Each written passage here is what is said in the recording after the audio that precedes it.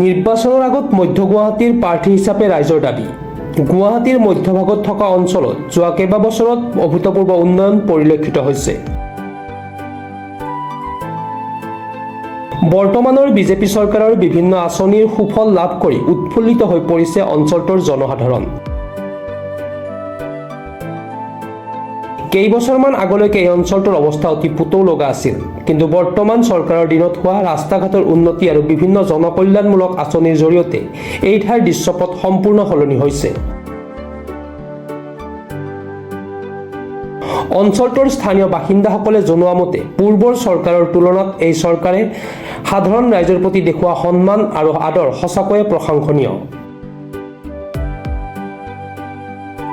BJP চৰকাৰ অহাৰ পৰা ৰাস্তা ঘাট আৰু আই মাতৃসকলৰ বাবে আয়ুষ্মান কাৰ্ড, অৰুণোদয় আঁচনি, আত্মসহায়ক গোট আৰু উদ্যমিতা আঁচনিৰ দৰে বহু সুবিধা চৰকাৰে দিছে।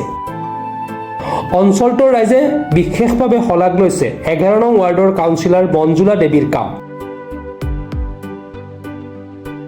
তেখেতে কেৱল নিজৰ ৱাৰ্ডতে নহয়, বৰঞ্চ 11, 12 আৰু 13 নম্বৰ ৱাৰ্ডৰ উন্নয়নৰ বাবেও অহোপুৰুষাৰ্থ কৰি আহিছে। মঞ্জুলা বাইদেৱে 75% কাম কৰি দিছে। এতিয়া বাকী 25% কাম সম্পূৰ্ণ কৰিবলৈ যাতে চৰকাৰে মধ্য গুৱাহাটী সমষ্টিৰ বিধায়িকা হিচাপে টিকট দিয়ে, ইয়াৰ বাবে সমগ্ৰ অঞ্চলৰ ৰাইজে চৰকাৰৰ ওচৰত কাতৰ অনুৰোধ জনাইছে।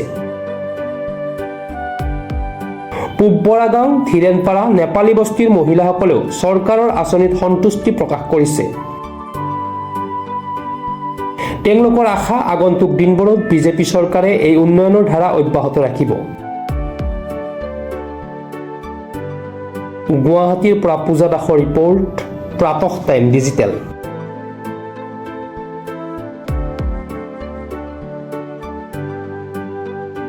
শদিয়াৰ পৰা ধুবুৰীলৈ, বৰাকৰ পৰা ব্ৰহ্মপুত্ৰলৈ সকলোৰে মাজত চিনাকি এটা নাম প্ৰাতঃ টাইম।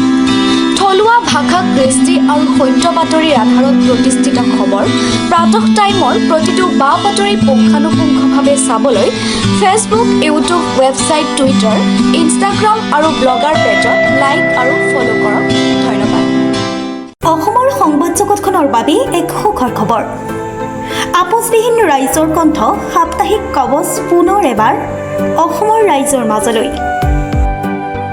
স্বত্বাধিকাৰী প্ৰণীতা কলিতাৰ দ্বাৰা প্ৰকাশিত আৰু আপোচবিহীন একাংশ নপুৰণি অভিজ্ঞতাপুষ্ট সাংবাদিকৰ দ্বাৰা প্ৰচাৰিত তথা eco printing press, Guwahati, Katabari গড়চুকত মুদ্ৰিত সাপ্তাহিক কবচ এতিয়া অসমৰ বিভিন্ন প্ৰান্তত উপলব্ধ।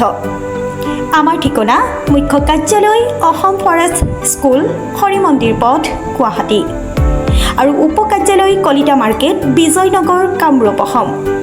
মোবাইল নম্বৰ হৈছে 9435114666 70024728113। আমাৰ ইমেইল আইডি হৈছে kobos2025@gmail.com।